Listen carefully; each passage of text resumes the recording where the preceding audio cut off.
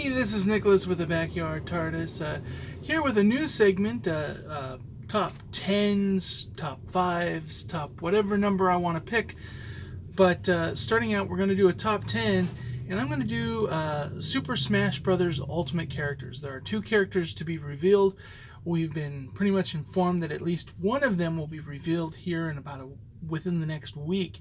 And certainly there have been a lot of amazing gets in this franchise, and so everybody's speculating what are these last 2 characters going to be. Now, they could very well just be a Pokemon or something like that. That's nothing, but everybody's looking at some of the sky's the limit characters from other franchises they've gotten, and so everybody's excited of the possibilities. Just a couple of rules of this list. These are video game characters, so no Goku, no Superman, and the other thing is no Sony. Microsoft has shown willing to work this. There's no way Sony's going to put their characters on there, so I'm trying to keep the list realistic, even if it is my fan list. So going in, we're going to count from 10 down. My number 10 pick, Fulgore from the Killer Instinct franchise. We've seen some amazing fighting game reps in this, which is interesting because Smash Brothers has always kind of been the less competitive the fighting game community, the less it's everybody can play type thing, but they've been getting a lot of representation. Killer Instinct doesn't have one yet, and I think Fulgore, very cool looking character, definitely would stand out there.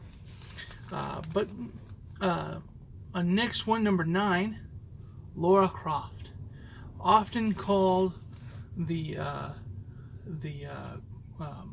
Princess of Gaming, and she's become massive. The female Indiana Jones, that double pistol wielding, cross or compound bow wielding, just survivalist, adventurer, spelunker.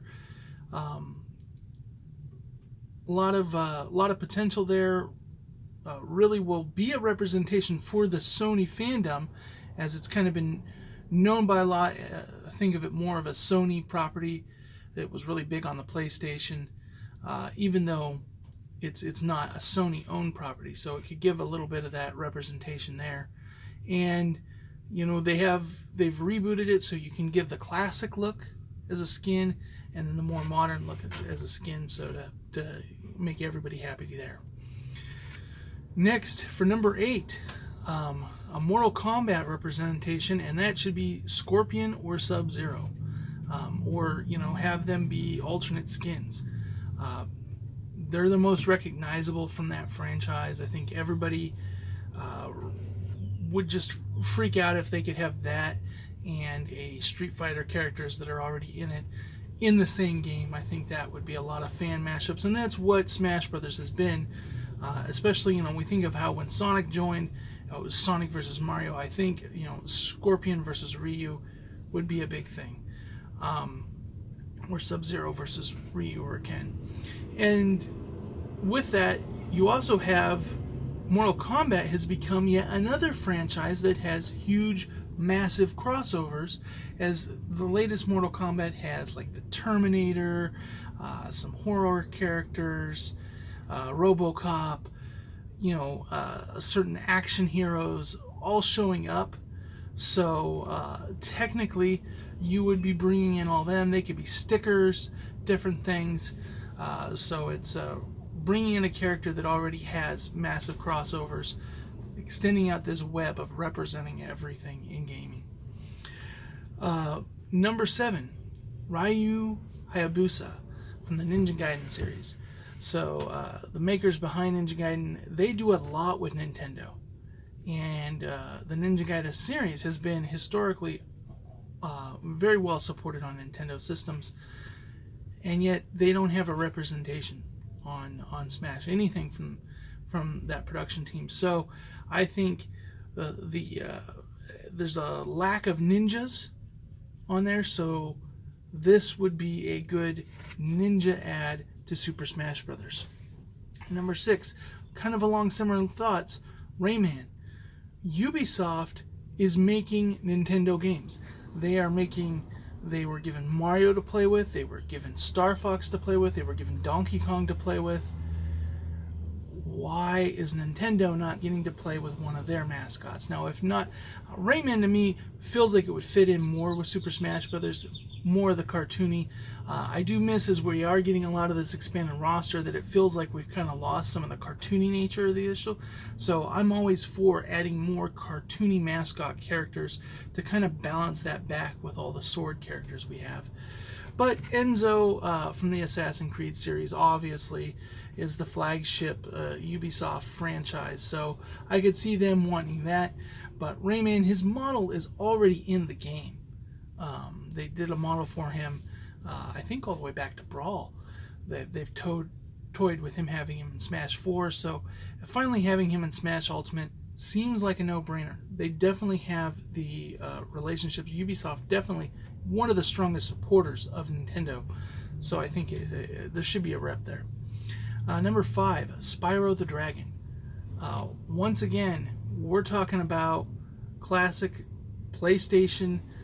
Everybody recognizes that as a PlayStation mascot, even though it's a third party, and then after the PlayStation it went on all systems. But given that Sony's not going to give us Kratos or like Ratchet and Clank or Jak and Daxter, Spyro, another great rep there. Number 4, Sora from the Kingdom Hearts series. So Sora is a cross between the Final Fantasy series and the Disney. That's right. All the different types of Disney things, whether it be Mickey or Aladdin or Toy Story or whatever. This is kind of a series that goes and crosses all of that. Once again, another one of the biggest crossovers in gaming history. You put Sora in there and you bring all that with you. Obviously, probably a lot of legal things to get Disney to let them do that, and Square Enix is already pretty stingy on their stuff, but we did just get Sephiroth, so it's a possibility. Number 3, if you know me, you know I'm a huge Sonic fan, and Sonic is Mario's arch rival. Sega was Nintendo's arch rival. Nintendo really doesn't have rivals anymore. Sony and Microsoft are rivals, but Nintendo kind of does a beat to their own drum, and are, for a lot of people that go Sony, Microsoft, Nintendo's their second system. Because they're not competing at the same level. So he doesn't really have a rivalry there. But Sega was a steep rivalry, and it was Sonic versus Mario. We've only got one Sonic representation, and that's Sonic. We need another character. Now, one of the rules that I didn't set out, none of the assist trophies, I don't see them coming out. So no Waluigi, no Shadow, no Knuckles.